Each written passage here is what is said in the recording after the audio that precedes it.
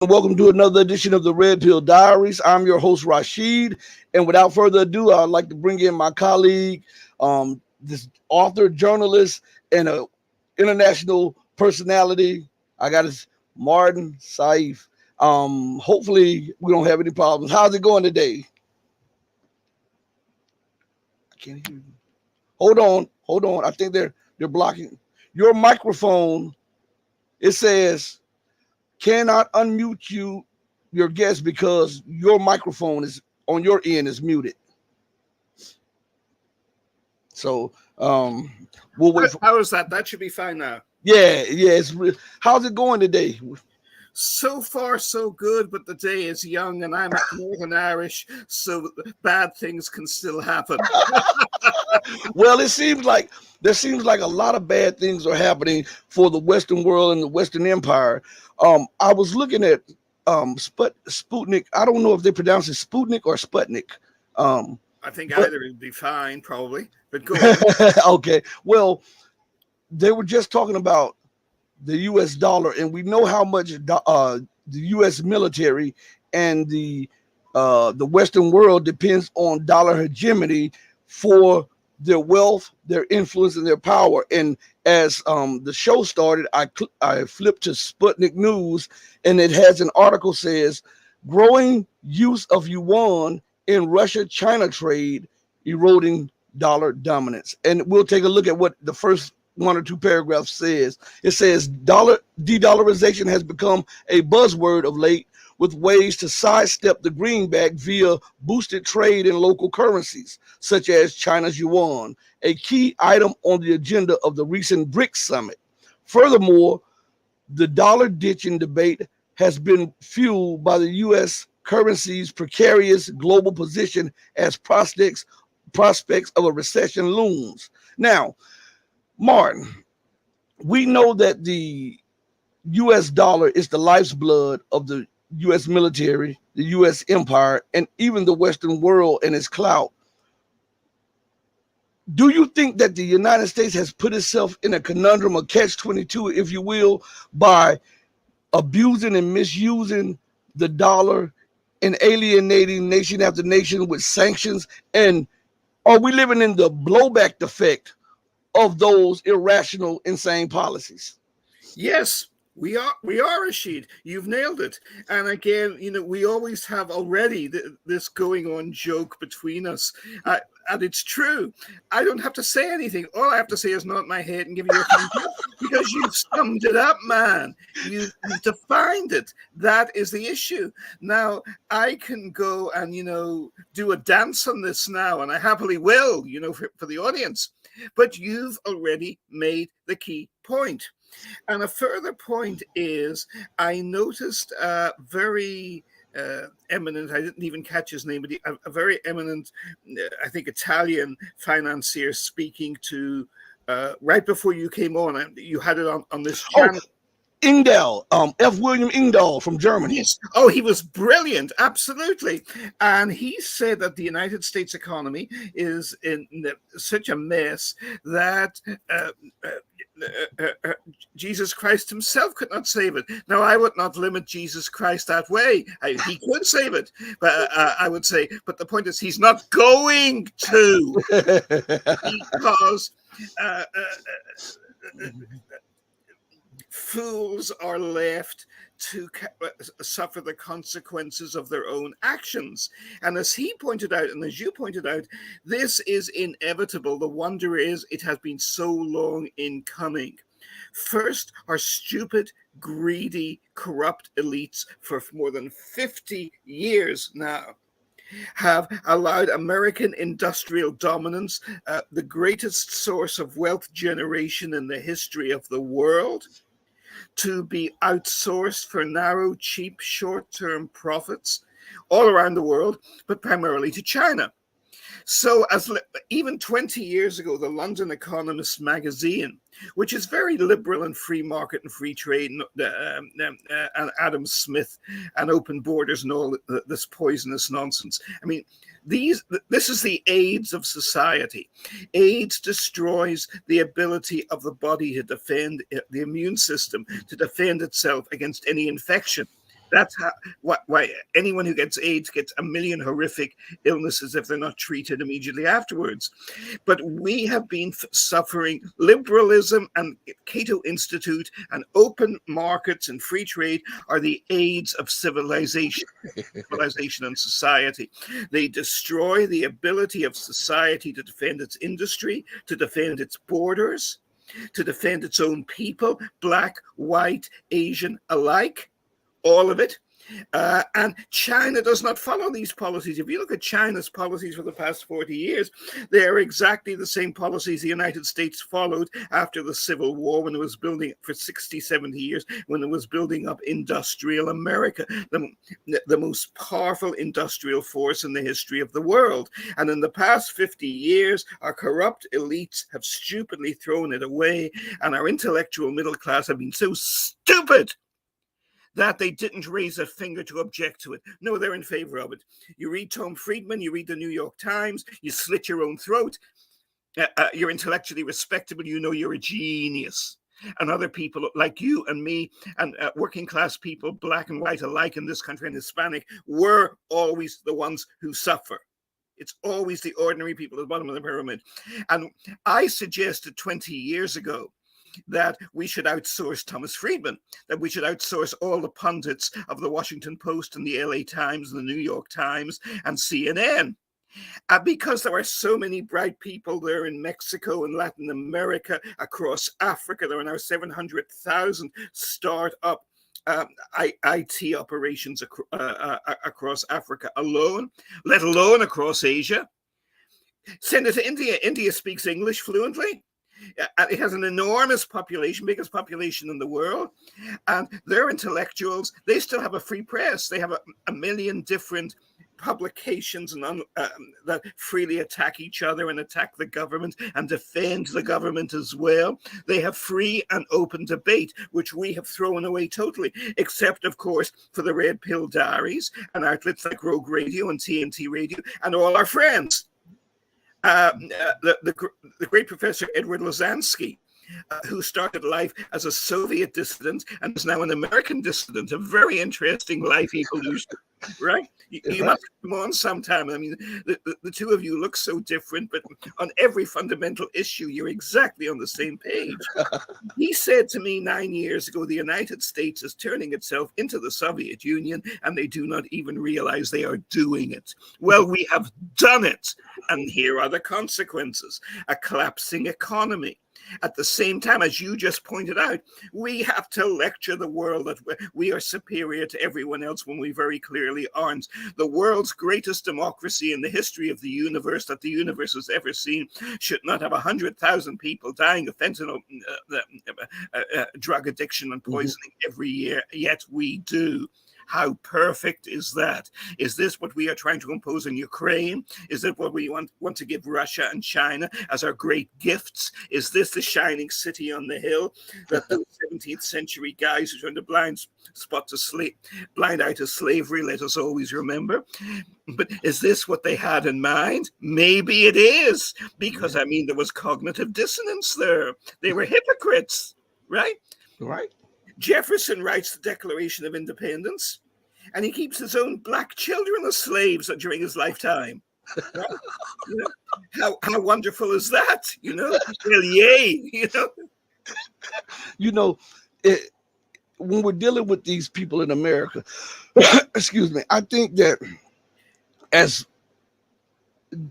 the collapse steamrolls and picks up steam, I believe they become more detached from reality, and they become more desperate. And I often quote Gerald Salente when he says, when people lose everything, they lose it. And I believe the policies that those people in office, in power, are enacting are desperate policies, because they see the ramifications of the policies prior to that, and thinking that they're making it better, they are making it 10 and 20 and 30 times worse.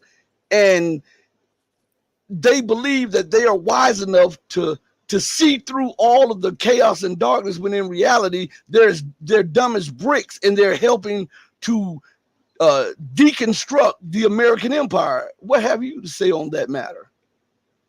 What I always say to you, I agree with you 100%, Rashid. You've nailed it, man. You've said it. You mention a man who clearly is a mutual friend of both of ours. I greatly admire him, Gerald Celente, who sees this so clearly and saw it long before I ever did. I recommend to you and to your audience too, and I will happily share the contact information for her.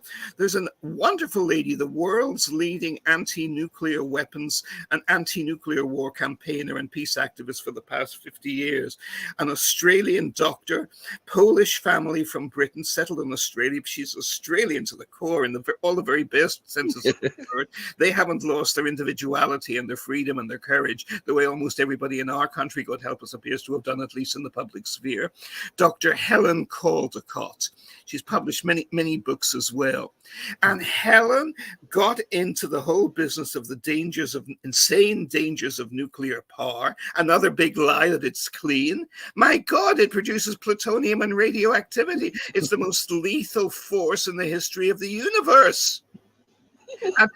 You have all these middle-class kids, including my own, who've gone through colleges, who have one or two, or God help us, how many degrees, right? And they say, oh, it's wonderful, it's clean energy, only because it doesn't crap like any sensible organic animal does in our natural organic cycle, which is an inevitable and healthy thing. Keep hygiene, but let's stick with the carbon cycle, thank you. The plutonium cycle is lethal. The plutonium cycle is not good for us. Right? And either weapons or supposedly civilian nuclear power. It's insanely dangerous. And again, who falls for this poisonous nonsense? The most educated, the most arrogant, the most elitist. Mm-hmm. And George Orwell predicted this would happen. He said, if there is hope, it will come from the bottom of society.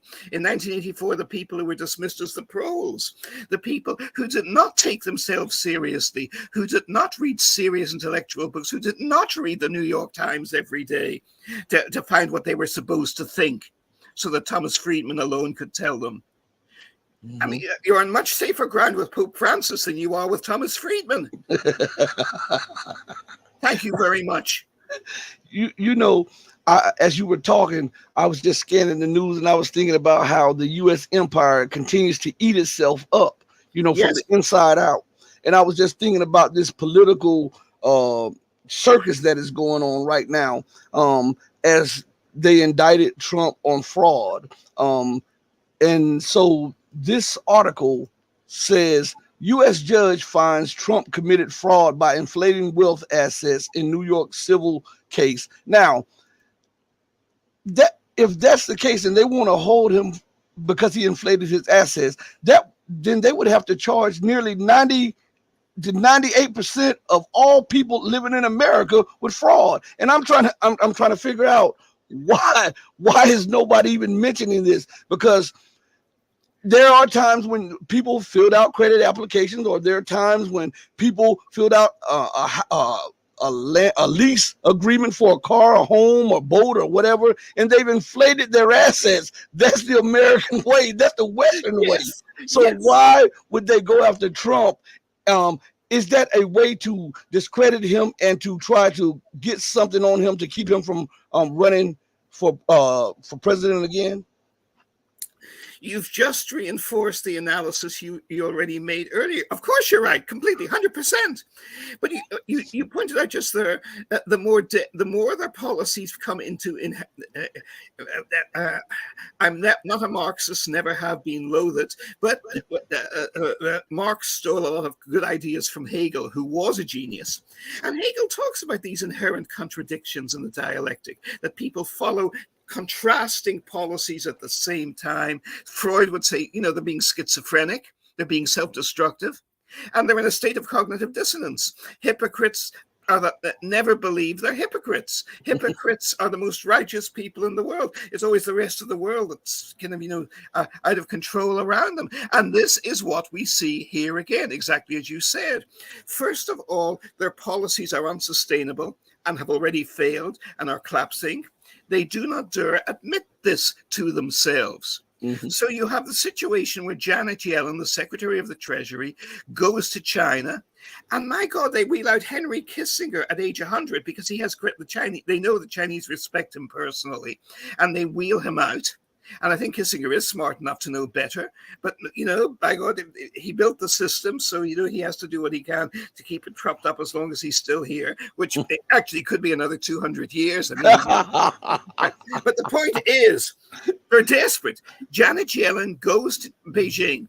Please, please, President Xi, please, leaders of China, stop, dumping your U.S. Treasury holdings. Give us a breathing space. Yes, of course, we are threatening you with war. Yes, of course, we are trying to choke you in and choke you in the South China Sea. Yes, of course, Chinese Americans are being slaughtered in hate crimes as a direct consequence of the lies we are telling about them and about China. But we don't really mean any of it. Just keep buying our treasury bonds for another 6 months until we feel it's safe to start lying at you and setting up more missiles around and military bases around you again. And just be nice to us anyway. They do not see their own hypocrisy. They do not see the cognitive dissonance in this. No, it's the fault of China and it's the fault of Russians for acting in their own self-interest to try and protect their own countries from being dismembered. China was dismembered for 100 years as a direct result of British and French imperialism, and America made huge profits from that too. The great and sainted President Franklin Roosevelt, and I am in general a great admirer of President Roosevelt, but he made no secret about this. In this sense, he wasn't a hypocrite. Actually, he was, but he wasn't conscious of it. He favored an open door policy towards China. And his own family, he came from enormous inherited wealth. And how was the wealth made? It was made by his Delano grandfather selling opium to China, the fentanyl of the day, destroying Chinese civilization, destroying hundreds of millions of lives. And the British Navy and the French Navy and armies fought 2 wars in 1839 to 1842 and in 1859 to 1860. And they blasted open the doors of China when the Chinese governments of the day were trying to prevent this flood of drugs, of opium, which was produced in those days not in Afghanistan or in Mexico or in Colombia, but in British controlled India, and was being sold through Hong Kong for vast, vast profits. And all the Chinese government was doing was trying to save its own civilization and hundreds of millions of its own innocent people from dying of drugs and dying of famine because they were so, hundreds of million people were so drug addicted, they were not capable of doing any productive work anymore. Does that sound familiar in modern today? Because what went around has come around. It has already come around. Now, as you say, first of all, they have the gospel of free trade. You must not have tariff protection to protect your own industries, right? And as a result, everybody else, all our industry, as you pointed out, relocates to China and to other countries, but primarily to China. So the great source of wealth generation in the world has moved for the past 50 years from America to China. And that is why America cannot afford the military to be number 1 in the world anymore, because we do not, and that is why the dollar is collapsing, because we run hundreds of billions of dollars in trade deficits every year, because we have to import all our goods from China, because we cannot make them anymore. And these are the same geniuses who are saying, oh, woe is me, oh, woe is us now. And on top of that, you have these idiots in the Republican Party as well. Let's not just damn the Democrats, right? I mean, all the polls show that the American public, not in confidence or happiness, but in despair, thinks that the Republicans, idiots though they are less harmful to the economy and better for controlling crime and borders than the Democrats. Well, that's a very low bar they had to meet. And even then, the Republicans are so idiotic and stupid that they have to shoot themselves in both feet at the same time. First, on the abortion issue, which should be left to the states, And they're trying to impose this one-all-fits-all policy, which on social issues can, as prohibition showed, cannot work on a vast continental-sized nation the size of America. America has to be tolerant and inclusive because America cannot survive not being tolerant and inclusive. But there is an intelligent way to be tolerant and inclusive, as opposed to a crazed, now bang somebody over the head with the King James Version of the Bible. Remember the old saying, I believe in the King James Version of the Bible. It was good enough for Moses, and it's good enough for me. Well, no, Moses never read the King James Version of the Bible. He never read most of the Bible. At the most, he wrote the first 5 books of the Jewish Bible, if that, right? And but as other stuff comes later, but everybody just kind of gloms it all together. And they don't even glom it together the way it really is, which is a complex book with a lot of irony and contradiction and depth to it.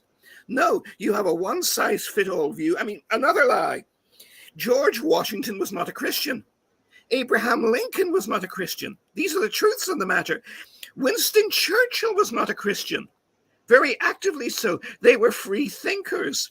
There was one notorious event in the election of 1846 when Lincoln, who will do anything to pick up votes, even contradicts his own lifelong atheism and goes to a religious prayer meeting. And he's known as one of the most notorious free thinkers and agnostics in the state of Illinois.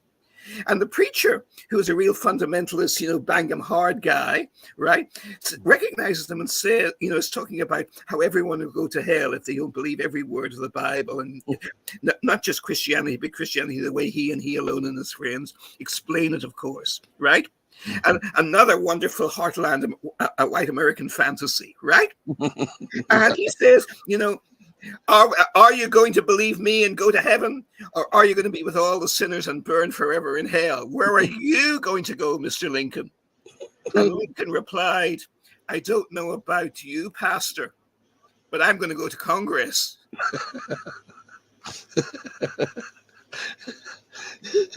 And another occasion when Lincoln is cutting deals with slavers because he needs white slave support to keep key states in the Union. And principled white opponents of slavery who take their Bibles and Christianity seriously in the best sense are criticizing Lincoln for this. What is his reply? I would like the good Lord on my side, but I must have Kentucky. Words that Mitch McConnell applies successfully to this day, right? So we go to that cognitive dissonance. Yes, exactly. So Janet Yellen goes to Beijing, and she's supposed to be one of the most brilliant financial minds in the world. And she may well be, because that would explain the mess the world is in. Right? Not just because she does it, but because all of them are worse than her. And she doesn't realize the cognitive dissonance, and neither does Joe Biden, in what they are asking the Chinese to do. We hate you. We teach our people to hate you. We are plotting war against you. We openly threaten you with war. Please bail out our stupid, worthless economic policies, because your economic policies are so much more prosperous. Please do it for us. And the Chinese, cynically, and to buy some goodwill and to buy some time, but under no long-term illusions, do so.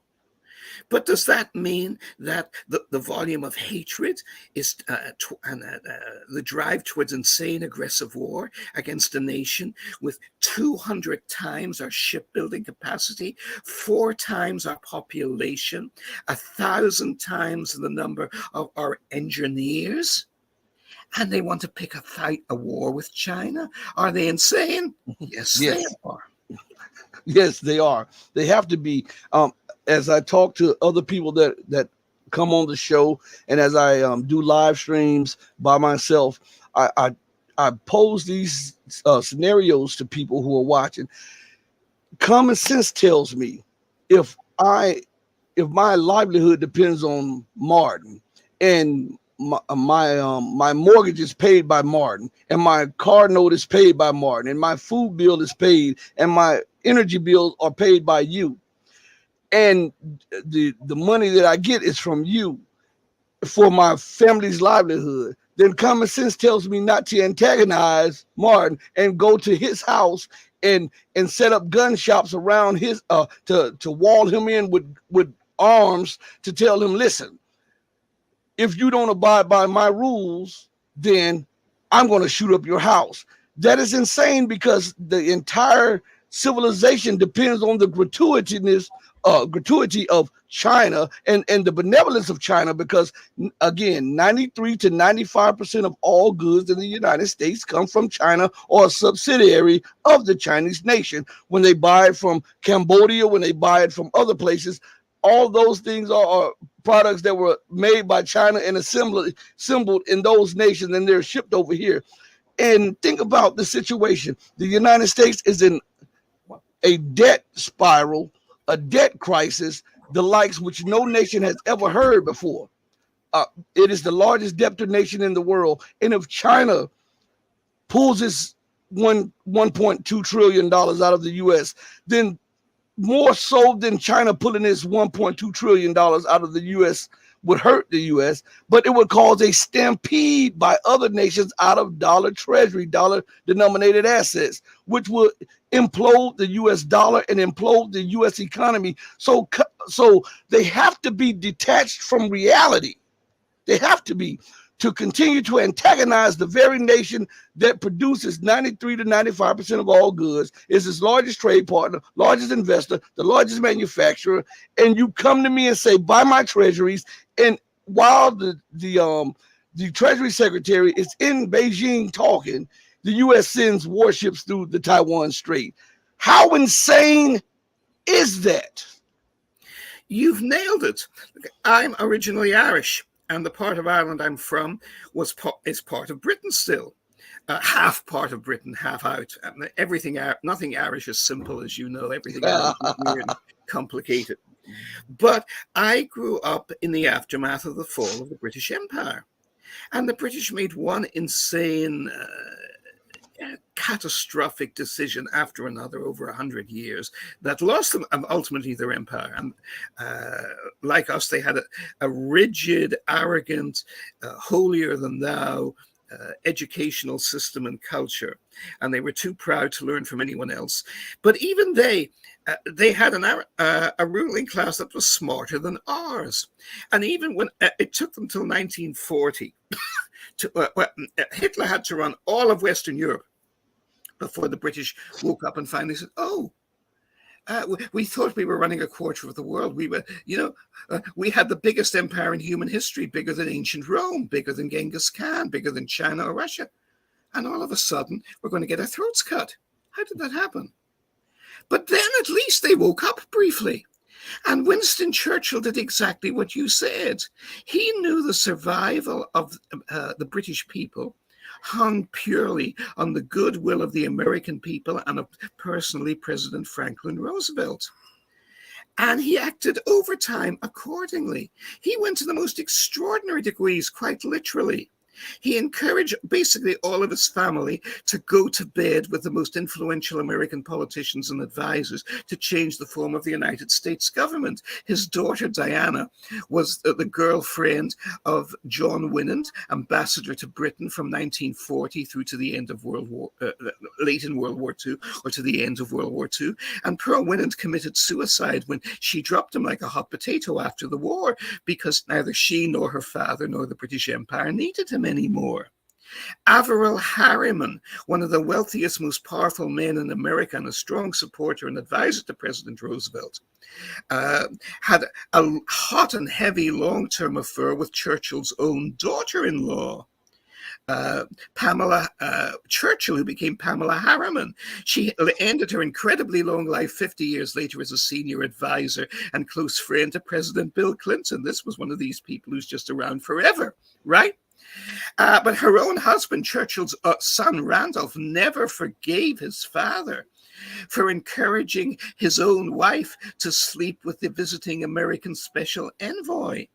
But Churchill didn't care. He was desperate to get on the right side of Roosevelt any possible way he could, even sacrificing his own family to do it. His own family. That's how ruthless and how focused he was. But he didn't even like President Roosevelt. And he's always cursing about him behind his back. And after FDR is dead, Churchill lies about him and steals his reputation. But at the time, he actually admits this. He says, no young lover ever was so concerned about the whims of his mistress before going to bed with her as I was on staying on the good side of President Roosevelt. Because of what you said, Rashid, because Churchill, who was a cynic, but a brilliant cynic, knew that the survival of his country and the British Empire depended entirely on American goodwill. And America gave it in spades. America saved Britain in World War II. Still does, has protected them to this day. But are we doing the same thing to China? We are in the same position towards China today that Britain was towards the United States of America. And yet, what are we doing? Like you said, we're surrounding them with gunshots and telling them we're going to burn their house down. This is insane. It is insane. I had a teacher more than 50 years ago at the University of Oxford, a wonderful man, Professor Hans Schenk, from the old Austrian and Czech aristocracy. He was so eminent, his grandfather had been the personal secretary to the heir to the Emperor of Austria, the guy who got shot at Sarajevo in 1914, the Archduke Franz Ferdinand. That was my teacher's grandfather. And my teacher was an interesting man. He was a devout social democrat, and he was also a devout Catholic Christian at the same time. And he was under no illusion about how murderous and monstrous the Soviet Union was under Lenin and Stalin. But he also recognized that for the Western world to survive, they had to make common cause with the Soviets against Hitler and against the Nazis. And he's looking at the way the British government in 1939 is insulting Stalin and humiliating him. And in every little, the most petty little anal of ways. And he said, my teacher said to me in seminars, he said, Martin, even after all these years, I cannot explain it. Were they insane? And then he answers his own question exactly the same way you did, Rashid. Professor of European thought at the University of Oxford came to the same conclusion about Chamberlain you have come to about Janet Yellen and Blinken and Joe Biden. Yes, I suppose they were. They were insane, he said. Now, he wasn't on a radio show like us, and he wasn't a loudmouth Irishman like I am. So he said it in a quiet, gentle, academic manner. But it was the same conclusion. They had to be stupid. They had to be insane. It wasn't enough that they were wicked. Surely that too. But, I think I may have cited to you before, but there was a British member of the House of Lords, supporter of Churchill. He was a very sleazy individual. It emerged after, called Robert Boothby in the House of Lords, emerged after he died, that he was involved with organized crime, who supplied him with little, and I mean very young little boys for his tastes. So this was pure slime. But in politics, he was brilliant, and he actually supported Churchill in the 1930s. And 30 years later, looking back on the policies of the British government, remember, this was a very decadent guy saying this, right? He said, these people took the largest empire in the entire recorded history of the human race, and they brought it to the brink of this total destruction in only 10 years. And then he added, it took the Roman Empire 200 years of perfectly enjoyable decadence to reach the same result. Right? And again, we have done it again here. It isn't our decadence that has destroyed America. It's our incredible arrogance of our leaders and their stupidity. Their stupidity. Every nation in modern history has risen by building up its industry and exporting to other countries and making profits from it and protecting the jobs of its working class people and farming people at home by not letting other countries flood the market with cheaper goods, right? And once you abandon that policy like the British did in the 1870s, you go down the tubes very fast. And once we abandon that policy with universal free trade in 1960s and 70s, we have gone down the tube ever since very fast. And the only political leader who had the brains to stand up against this was actually Donald Trump.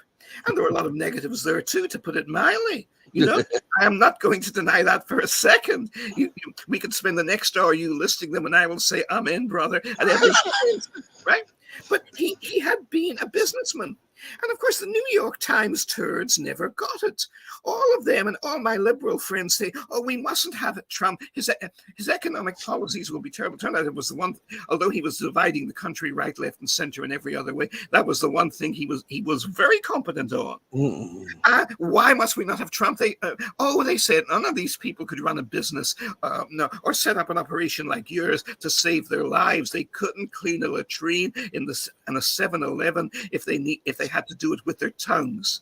It would still be beyond them. But how do they lecture Trump? Oh, we mustn't have a guy who's declared bankruptcy 3 or 5 times as president of the United States. I said, you idiotic fools. The United States government has been bankrupt ever since Lyndon Johnson's day. That is exactly what we need. We need somebody who has a lot of experience in declaring bankruptcy and getting away with it, and then setting up business again as if nothing has happened. Somebody totally shameless and cynical. Because that's the only way to keep the United States afloat, because we've been bankrupt for the last 50 or 60 years, and you're too stupid to see it, because you're beneficiaries of the bureaucratic policies that made the bankruptcy inevitable. Have we been spending money on the poor? No, it's all a con job. It's all a big lie. You know this. We spend money on weapons and armaments, and we spend money not to put poor people to work or create jobs for them, but to make them more dependent than ever at the most subsistence level. And a very key point, I wrote a book on this. You can still get it. I don't think anybody has bought it. I had to publish it myself. It's only available in Kindle, but get it on Amazon.com. Cycles of Change. It's Political History of the United States from Thomas Jefferson all the way through to Barack Obama. But I make the point the trade union movement for working class people, black and white alike in this country, flourished from the 1930s to the mid-1960s. And who killed that movement? Not the big bad conservatives, although they were happy to go along with it, but the wonderful enlightened Tom Friedman liberals. One in particular, Senator Edward Kennedy. Because in 1965, Kennedy passes the Unlimited Immigration Act for unlimited immigration from anywhere in the world into the United States, which is what Wall Street wants, which is what the billionaire wants, because it destroys every good-paying industrial job and agricultural job in America. You can break any trade union when you have unlimited labor coming across the border at any time that is ready to work for subsistence levels. You can have unlimited immigration into the United States, or you can have a strong trade union movement raising the standard of living of the American people, which it did from the 1930s to about 1970. But you cannot have both at the same time. You can argue every theoretical argument you like why it will work. It simply does not work. Argue to me. You can make mathematical cases, brilliant intellectual arguments, why all the water in Niagara Falls should flow uphill rather than down. But how does it flow? There was a guy called Simon Newhouse, I think, who was supposedly the most brilliant mathematician in the history of the Western Hemisphere. Of course, they thought the world of him at Harvard and Yale, right? And he proved mathematically in 1903 that heavier than air flight was not possible. The math was inevitable, he said. Of course, all you have to do is put wrong values to your mathematical figures. You'll come up with anything good or bad you like. No, but the genius could not see that. The article appeared in one of the major philosophical journals on the East Coast in 1903. Wilbur and Orville Wright had already flown their first aircraft before their article was even published, and they didn't know it. And they didn't have any degrees from Columbia or Harvard or Yale or Princeton. They made bicycles, and they watched early movies. So they knew how simple chains worked and how simple the earliest gasoline engines worked. And because of early photography, they could watch birds in flight frame by frame, which was never done before. So they could see how wings and feathers and warping works. And that's how one technological breakthrough goes to another. But they didn't work out this brilliant theory of free trade and prove that it works. Free trade is taught in every college in America, which is why America is bankrupt. Mm. And all the theories of management are shit. Because how many companies succeed in America?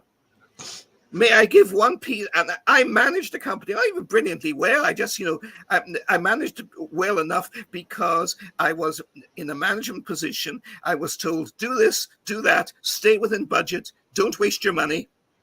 If anybody's no good, or try fire them. Well, duh. That's basically what you need to do, right? And you've done it. But every company in America, every big corporation has human resources. NASA, the Army, God help us, Air Force, everybody has HR.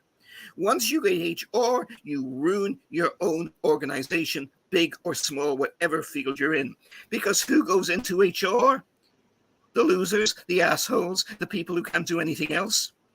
And who do they approve of, and who do they hire and recommend that you hire for every key position? People just like themselves, and therefore they will fill your company with losers and mediocrities and assholes. You are a success in life, Rashid. Let me tell you how not to be a success. You become so successful, your company becomes larger, and all the bankers and investors who want to invest in you say, we'll invest in you, but you've got to be better organized. You have to set up an HR department. They're not consciously out to destroy you and bankrupt you. They're just going to do it because that's the kind of idiots they are.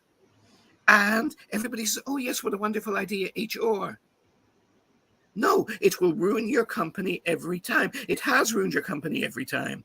If you have one and you're struggling to survive, those are the people to fire. That's the first place to make sales. They're not productive, and they're filling you with losers. Mm.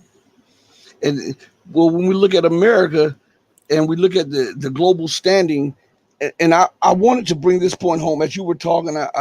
I was like, oh yeah, I was taking in everything that you were saying, and I was thinking about how America and Britain and the European Union continue with insane policies, as just like you say, and then after they break something, they scream about it being broken. They don't take responsibility for throwing the glass jar on the floor. They get mad and scream about stepping on pieces of shards from the glass. And so when we look at that, for instance, let me give you an example. Muammar Gaddafi, he warned that if they overthrew him, that there would be a major influx of migrants into Europe. He warned Europe not to try to wage war and balkanize North African countries. And they got rid of Muammar Gaddafi, and there's an influx. I mean, everything that he warned them about is happening in Europe, and the European leaders are screaming about an influx of migrants when they destroyed the government, the leadership, the institutions that make government viable. And now the people that were not fleeing prior to the overthrow of those governments are now fleeing into Europe, which is putting undue economic pressure on the government and the actual citizens of Europe. And now they're screaming about migrants and vilifying migrants when it was government policies that initiated the influx of the migrants. Why don't anybody talk about the underlying effects of that? Because we know that illegal immigration and the migrant crisis is flooding Europe. But there is an underlying cause to that everybody chooses to ignore. Fully agree with you, man. Absolutely. Again, you've nailed it.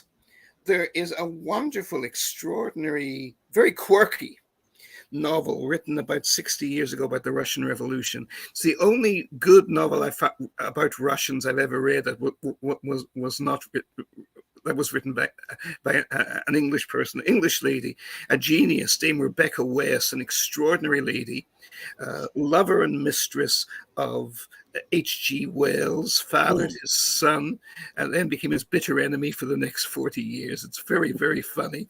Her son, who loved the father, she became a bitter enemy of him too, and he became a prime novelist as well.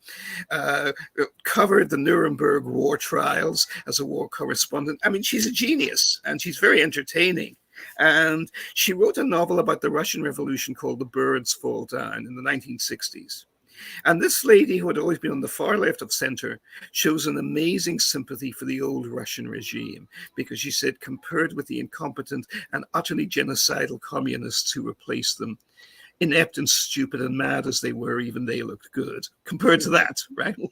And there's one scene there where a young idealistic revolutionary is talking about the need to destroy the evil, corrupt czarist government and system and kill everybody in sight. And he's saying this to the former czarist minister of justice, an old czarist reactionary, an aristocrat. And he's saying, you know, this is in all the great philosophers. It's in Plato, it's in Hegel, it's, you know, it's in Marx. You know, you cannot disagree with all the greatest minds in history. And what does the wise old geezer say? Look at him and say, your father didn't beat you enough when you were a boy. That is the problem with our leaders following these mad policies today. Nobody beat them when they were boys and girls. Now, my parents were very doting and protective to me. They never raised a hand to me once, far from it. But it was my teachers you had to be careful about. And the rival gangs in the streets of North Belfast, you had to be very careful about. You knew you had to land your kick in the key place right the first time when you were 10 or 11 years old, and then run for a life, because you wouldn't get a second chance, and you'd probably survive, but you'd have a couple of broken ribs to show for it. Those were the neighborhoods I grew up in. And I was a quiet, shy little guy, right? But of course, I was Irish too, right? Now, these people have no sense of that. They were raised to be told totally fraudulently by their own doting parents that they were geniuses. And they go through Harvard and Yale and the like, and they're mediocrities. I did recently, I thought I'd sent it to you, but I may not have, a profile of Jake Sullivan. I wrote about him. This is not a man who was going with a golden spoon in his mouth, with a silver spoon in his mouth. He had a golden tureen right up his ass, right up his anus. This guy was a star student at Yale University and was the editor of its law review. He was a star visiting Rhodes Scholar and student at the University of Oxford in England and was the editor of its international review. He clerked for one of the most prestigious law firms in Wall Street in America. He was taken in his 20s as a senior advisor to Senator Amy Klobuchar, which explains why her political career went nowhere. He was one of Hillary Clinton's top political advisors in her 2016 campaign, which is why Donald Trump was no doubt able to beat her so easily when nobody gave him a chance, and he shouldn't have had a chance if she had been at all competent. The problem is not just that Sullivan is an idiot and that everybody thinks he's a genius. The problem is, who thinks he's a genius? People who are just as stupid as he is. They're all the same. We have a ruling culture that is more stupid than the Russian aristocracy before 1917, or the French Ancien Regime, the French old regime before the revolution of 1789. You've said it yourself, and again and repeatedly and so wisely. They haven't a clue the consequences of their own policies. They don't understand their own policies. They don't understand the backlash for their own policies. And they are totally incapable of taking personal responsibility for any of their own policies. They are totally incapable of saying, I was wrong. Not just I was wrong, because they say this and don't mean it. And then they continue with exactly the same policies. Yep. My wife, who is an IT engineer, is fond of citing an IT mantra till I'm blue in the face, but it's very wise. And it applies to human nature, of course, too, and human conduct. If nothing changes, nothing changes. Very often we're capable of changing ourselves. But even then, we find if we go to a different environment, this is the whole concept of the great Alcoholics Anonymous AA movement. It encourages people to join other people who have the same problem and mutually support each other. You create a nurturing environment and a new world, a new environment. These people stay in their old world. They stay in their old ideas, and they brainwash themselves that there are no alternative viewpoints that are legitimate or permissible. And that makes world war inevitable. That is why, even when we need China's help to survive, and why we have to convince the Russians we are not determined to commit genocide on them, as the ruling class now believes, and this is a major thermonuclear power. Something else I learned growing up in the streets of Belfast, and back there more, especially as a young man, as a young reporter, and more actually editor starting out there, but as a young journalist in Belfast in the 1980s, I learned to be polite to murderers. I learned when you met the heads of the local gangs, the local paramilitary organizations, people who ordered hundreds of murders, who tortured routinely, real psychos, you were polite to them. Now you smiled to them. You laughed at their terrifying jokes. It wasn't easy to do. Believe me, I would go home from meetings on behalf of, in the course of my work in the news business, and I would not go to bed for another 3 or 4 hours. I would watch Australian soap operas because that was the only thing showing on Irish television at that time. We didn't have multiple channels. We didn't have cable in those days. They had multiple choice, like we all take for granted now, because I was terrified to dream. To go to bed straight to dream after having to be just polite. These were not people who threatened me or ever used violence on me, but I knew what they were and what they had done and what they were going to do. And I and everybody else who survived to tell the tale, we knew enough to be polite to them. Now, if you're polite to just a local vicious thug like that, and you should be, how polite should you be to the rulers of Russia and China when they have thousands of thermonuclear weapons and ICBM delivery systems for them at their disposal? I would say you should be very polite indeed. You should be very respectful indeed. And yet our ambassador, an interesting connection here, and that is Rahm Emanuel, the former mayor of Chicago. Yes, exactly. A totally corrupt tool of Wall Street, a man who gave back President Barack Obama such terrible advice that Obama was unable to capitalize on the greatest majority the Democratic Party had won in almost half a century, in 44 years since 1964, because Rahm Emanuel said, keep it for your second term. And of course, in the second term, he faced Republican control of the House and the Senate. And the moment which should have been at the beginning of his power was gone. The same man bankrupts the city of Chicago as mayor, leads it to the most. Al Capone was a much better ruler of Chicago than Rahm Emanuel. Chicago was a safer city for its ordinary people under Al Capone and Frank Nitti and the days of the Untouchables than it ever was under Rahm Emanuel. And now Joe Biden has made this genius our ambassador to Japan. And what is he doing? He is sending such embarrassing Twitter insults out against the president of China every day that even Joe Biden and Tony Blinken are embarrassed. And they've actually, and this has been reported in the Washington Press, I think in political newspaper, possibly The Hill. You know, we're trying to get these people to stop destroying the dollar. Please try and be polite to them, at least for a few months. He's so stupid. He can't even do that. And this is a man who sat on the board of Citibank. And how much trust should you therefore have in Citibank? But you have to escape Citibank, because Citibank and 3 or 4 other banks in America have swallowed every other bank in America and are too big to fail. We don't even have capitalism anymore with all its many imperfections. We have monopoly oligarchy. And it's not competent monopoly oligarchy.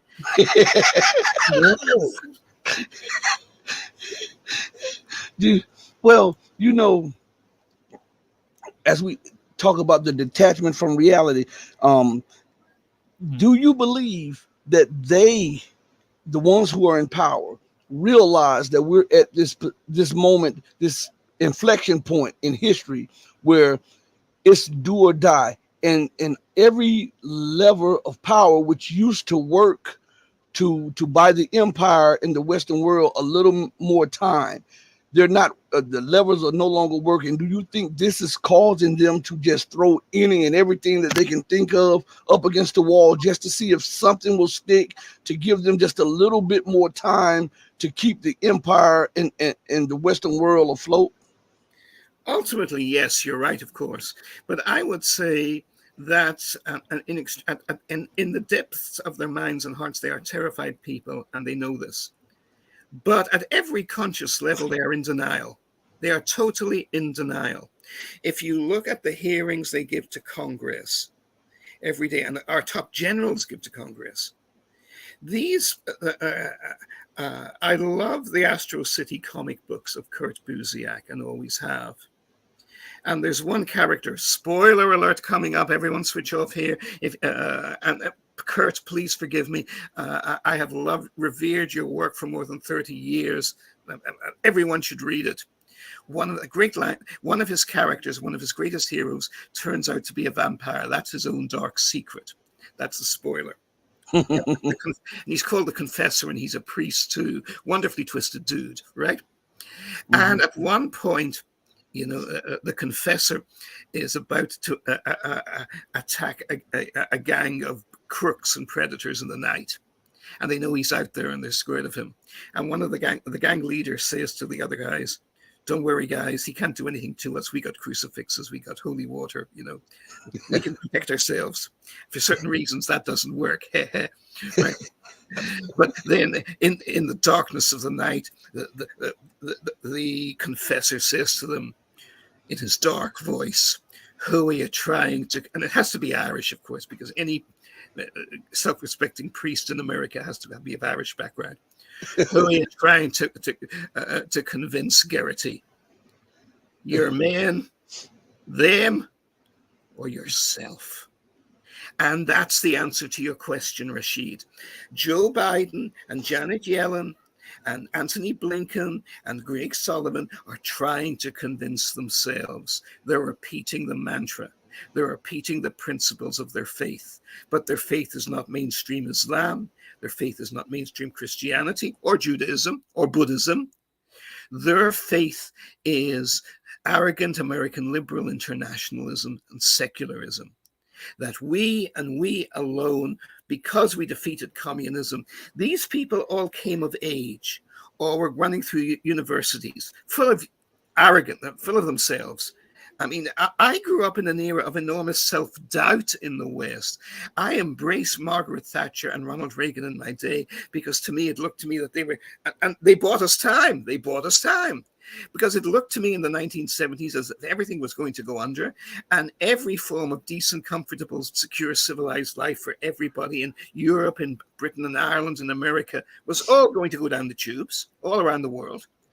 So I grew up in a moment of enormous insecurity. They came up in a moment of enormous security, misleading security. The Cold War had just ended, and they believed you don't need Jesus, you don't need a Mahdi, you don't need the Mahdi, you don't need the 12th Imam, you don't need the Jewish Messiah, you don't need anyone like this. You don't need Shangri-La from the Buddhist tradition. Don't need any of it. Why? Because we are doing the job already so well and so much. They really believe this. And therefore, any opposition, whether it's from Putin and President Xi all the way up there in the power of Moscow and Beijing, or you and me buried in the most recesses of the Eastern Seaboard, we're equally monstrous because we are standing in the way of the eternal salvation of the human race, which is their way. The fact that it throws the human race into destitution, poverty, drug addiction, human trafficking, enslavement, despair, existential despair. No, I mean, as long as they're doing well, Everyone else's suffering doesn't matter. And it's not that they totally, it will all pass very quickly. It will all pass very quickly. I mean, my God, even Lincoln thought this way.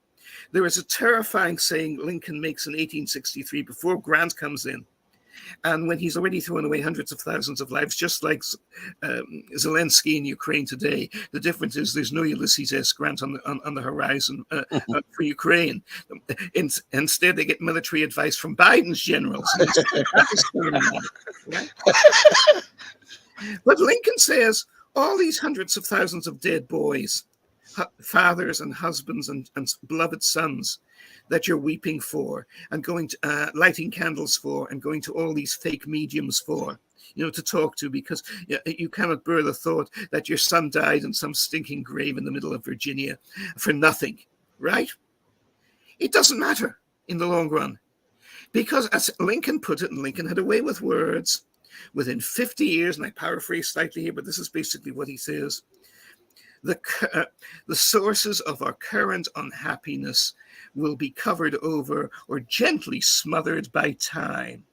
He means that all the people who lost their sons and husbands and boyfriends and loved ones, and who will never, ever recover from the grief of it, will die themselves. Mm-hmm.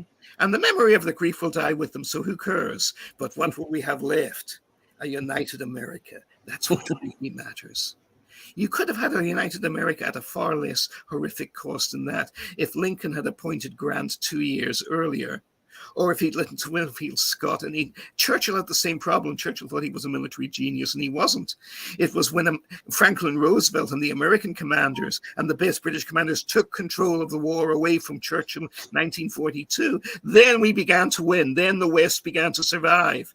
But as long as Churchill was running the war, Britain and America were losing the war. And I mean, I've reached an age, Rashid, where I have learned that virtually everything is the opposite of everything I devoutly and sincerely believed for so many years, not just when I was growing up, but as an adult too.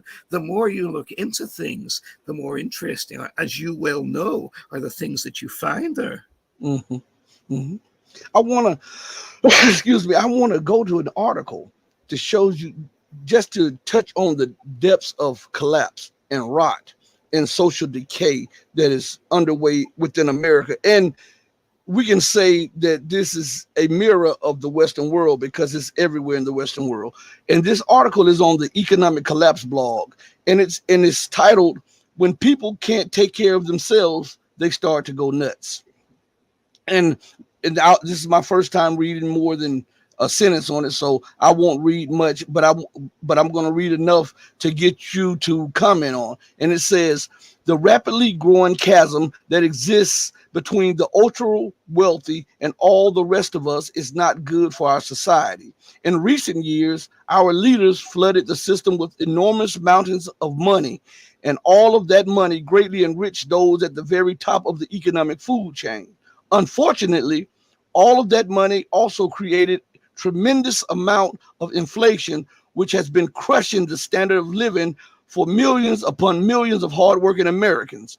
We just witnessed the largest decline in real median household income since 2010. The childhood poverty rate in the U.S. has more than doubled, and this year homelessness is rising in our nation at the fastest pace ever recorded.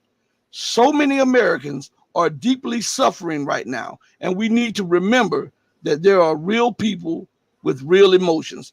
What say you about this matter, especially when we go back to that government report that says that it would have only cost the U.S. $20 billion to completely eradicate homelessness across the United States, and another $20 billion to eradicate poverty? But yet they've given Zelensky upwards of $200 billion that we know of in monetary and military aid. What say you on this matter? While the standard of living, childhood poverty, homelessness, everything is just, it seems like it's snowballing. All the while the United States government can find money for war.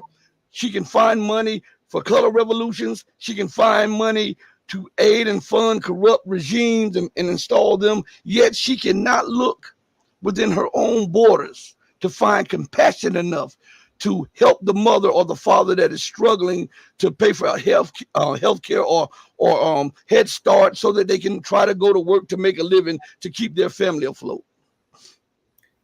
First, I fully agree with you, of course.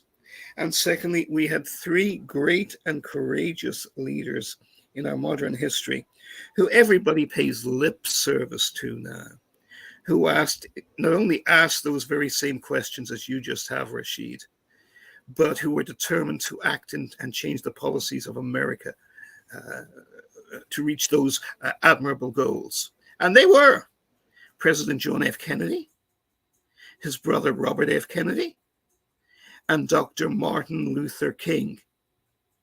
And in the space of 5 years, they were all gone. And of course, it was just the rule of the gun, the tragic madness of American society. You can't do anything about these disturbed individuals. But why is it only people like JFK and RFK and Dr. King and Malcolm X, and of course there were others, who are selectively taken out by these tragic individualistic losers? And such convenient questions are still not asked to this day. The pro-American ruler of Japan for a decade was killed by a supposed nutcase last year. Mm-hmm. And I can tell you, in the National Security Council and the Intelligence Service of the United States, they were too piss ignorant of the modern history and culture of Japan. Japan's our ally, Japan's a democracy. All of this is true. But Japan is also its own unique nation, its own unique culture. And if you look at the pattern of political assassinations in Japan in the 1920s and 1930s, and even in the 1880s, this is a very familiar ring to it. Regime is being changed. A new empire is here. Emperor is here. After the old emperor, who was a great friend and consistent supporter of the United States for more than half a century, he's still alive, thank God, but he retired through ill health. He's very old. And the new emperor is a very able young man, and he's cautious. So far, he isn't a crazy or an adventurer. But do you think the leaders I say here, we have already lost Saudi Arabia. We have just lost South Africa, and nobody noticed. The South African military, South Africa was a key ally to the United States and Britain in both world wars. They are now having military exercises with Russia and China. They do not trust America or Britain to protect them or act in their own interests anymore. This is enormous, because this divides the world. It means the American and British and Australian sea power and air power in the Indian Ocean and in the Atlantic and Pacific are divided. They can no longer simply pass through the Cape of Good Hope or enjoy air protection from the Simonstown Air Base. Russia and China have that now. But have you read this in the New York Times? Have you read this in the Wall Street Journal? I haven't read any of me. I just missed it. Or in Bloomberg? Oh, and of course, PBS. Now, everyone take a resolution. Every time somebody mentions PBS News, respectfully, laugh uncontrollably in public. It's not worth criticizing them. There's nothing there. There's no there. But just laugh uncontrollably in public. You will be amazed at how quickly this will catch on and have a profound national effect. But it's like you said, Rashid. All this change is happening, and they are in denial about it. And they are panicking at the same time. Like Freud teaches us, the nature of cognitive dissonance, of irrational behavior. People do mutually conflicting things at the same time. So in the depths of their heart, you're absolutely right. They cannot escape what is going on, but they do not dare admit it either. And above all else, they aren't remotely capable of changing their belief system or the actions that are based on this. It's worth watching, if you can bear it, any congressional hearing for half an hour or so at any time. And listen to the mantra that is always said, especially by military leaders, and especially by our civilian military leaders. Our military leaders, even at the top levels, often try and do what the British chiefs of staff did in the 1930s. They have the thankless job of being honest men and women trying to tell truth to power. And it is never listened to. It is never appreciated. It is never taken on board. But all our secretaries of the Air Force and the Navy and Defense and this and that, the greatest armed forces in the history of the universe, not just of the world, but the universe. Well, duh, Genghis Khan. Well, duh, Napoleon. Well, duh, the American army wasn't bad in World War II, but of course, they just fought and won real wars, not like you guys today. Oh, well, duh, right? Duh. You are right. I mean, you've nailed it. They are in a state of cognitive dissonance, and therefore it is inevitable that things get worse. And they hurl everything that they can at the wall in a state of panic, because that is all they're capable of doing. But none of them has the guts for saying, maybe we should haul in Zelensky. Maybe we should stop the slaughter of innocent Ukrainian boys by the 100,000. Zelensky was acclaimed as being greater than Winston Churchill last December, when he visited Washington. Nancy Pelosi did not just gush on this. She wrote a letter to members of Congress comparing him to Churchill, that nothing had happened like that in Congress since Churchill had come in 1941. When in a sense that was true. Churchill came, he needed American money, he'd lost the war, and every time in the first year or two of the war, FDR made the mistake of listening to Churchill or compromising with him. Endless numbers of both British and American boys died needlessly in battles like Italy, where they never had to fight, right? General George Marshall, I think his greatest moment came in 1943. Churchill wants to put off the invasion of Europe, to liberate Europe, and open the death camps, and end the racism of Nazi Germany. Not a bad goal, right? That's FDR's goal. But Churchill's goal is, no, he's afraid, we'll be stuck down in the bloodbath like World War I. He has a much more brilliant idea. Why don't we invade the Balkan Peninsula instead? Right? And especially, why don't we invade the island of Rhodes off the shore of Greece? Because then Turkey might be so impressed they'll join the war. Now, they don't want to join the war. They don't have any modern weapons to join the war, right? They're 2,000 miles away from where the main battles are being fought. But Churchill is a genius, so he must be right. And he urges the landing on the Greek islands to General George Marshall, the U.S. Chief of Staff. And General Marshall, a figure of great honesty and integrity and dignity, replies to him, Mr. Prime Minister, not one goddamn American boy is going to die on that goddamn beach. Nobody dared to speak that way to Winston Churchill, even Franklin Roosevelt. But George Marshall did. And Churchill never forgave him for it.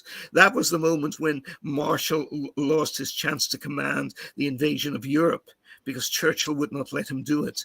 Eisenhower, who fully agreed with Marshall, but Eisenhower was very politically skillful and diplomatic. And Churchill drove Eisenhower crazy too. Eisenhower once said to one of his aides, I have just spent the last 6 hours saying no to the Prime Minister in every way possible. He still doesn't get it. That's the problem we face here. Zelensky is not different from Churchill. He's actually the same as Churchill, but this is not good. This is very bad. The wrong lessons are drawn from World War II. There are good lessons to be drawn in World War II, the best. But these are the wrong lessons. Zelensky has sent 500,000 of his own boys to die in only a year. It took the British government in World War I, one of the most inept and catastrophic war-fighting governments in human history, 3 years to throw away that number of the lives of their own boys and people. And Zelensky, with our support, has done it in 6 months to a year. And he's also he's used up 30 years of NATO weapons. So NATO is now, it took 30 years at our current rates of production for NATO to produce all the weapons that they thought they needed, and they still weren't remotely enough to deter the Russians.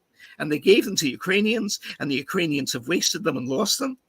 And so now NATO is unarmed against Russia. And Russia has learned how to neutralize even our best and most effective weapons. We gave them that chance against an ill-trained army free of charge. We didn't have a clue. We didn't have a clue. Zelensky could have made peace with the Russians and saved the lives of 500,000 Ukrainian boys, and he could have done it a year and a half ago. This is advice Jesus gives in the Gospels. Jesus is not usually thought of as a military analyst, but he was a brilliant one. And no wonder, because he hung out, he impressed Roman centurions and soldiers. We know lots of them followed him and were loyal to the end to him and became some of the early Christians, amazingly enough. And it's there, it's in the records. And he hangs out with them. And clearly he learns from them too, because the Roman army was the greatest fighting machine that the world had ever seen militarily to that point, right? And what does Jesus actually say in the Gospels? He said, no rabbi could have thought this way. He hung out with centurions. No one ever goes against an army of 20,000 with an army of 10,000 unless he has a plan, unless he knows what he's doing. Now, notice Jesus doesn't say, don't go against 20,000 at all with 10,000, or you're outnumbered 10 to 1 and they'll kill you. He's more subtle than that. He thinks like Sun Tzu. Jesus says, you can beat an army of 20,000 with an army of 10,000 if you know what you're doing and you don't take unnecessary risks and you don't play into their hands. And of course, it helps if they're run by idiots and you're not. But you've got to know what you're doing. He said, if you don't know what you're doing, if you don't have a plan to do it, declare peace, surrender, don't declare war. We didn't do that with the poor Ukrainians. We did what Douglas Haig did to his own armies of the British Empire. And that's what really destroyed the British Empire in World War I. We fed them into the mincing machine. So Zelensky is an angel of death. And look at the people who acclaimed him as the great savior. Should you vote for them? Should you trust them, both Republicans and Democrats alike? There's bipartisan support in Capitol Hill. I think there may have been one senator who spoke out against him. No congressman. I stand to be corrected. There are, by my count, 3 senators, all of them Republicans actually, who so far stand out against this madness. The Democrats had a wonderful presidential candidate potentially for 2004. And that was Tulsi Gabbard. Yeah. I think they're going to run Michelle Obama, but only on the condition, of course, that she follows the Biden policy. And she'll go along with the deal. She may be better on some domestic policies, but if she even tries to be honest and better, and I think she's capable of that, what happened to JFK or RFK would happen to her. Well, that's a mic drop moment there. So I want to thank you for joining us today on this episode of the Red Pill Diaries. We're going to try to have you back when you come back in town and you have as you and I discussed behind the scenes. We'll have you back on soon. Thank you so much, Martin, for everything. I really, really, really appreciate it. Rashid, my friend, it is a pleasure and a privilege and a joy. Thank you, my friend. Be blessed. Everybody who's listening to the Red Pill Diaries, let me say this to each and every one of you all. I want to thank you for the time that you have allotted us at this moment to give ear to some of the things that we've said, because this world is crashing and burning, and you need the information that will put you in the best position to survive the crash. And you need to start looking at each other in a more humble way and do good, not because someone is watching you. Do good because it's the right thing to do. Because remember, ultimately, someone is watching you, and it's the supreme being. So on that note, hit the like button and subscribe, share this thing. Try to look within yourself. If you have grudges with somebody, forgive. You never know how much time you have. Time is a limited resource, and so it is an unrenewable resource also. You only have a finite amount of time. So try to better yourself in the allotted time that God has given you. Know that if you love truth, I love you, but my love will always pale in comparison to the love that the Supreme Being has for you.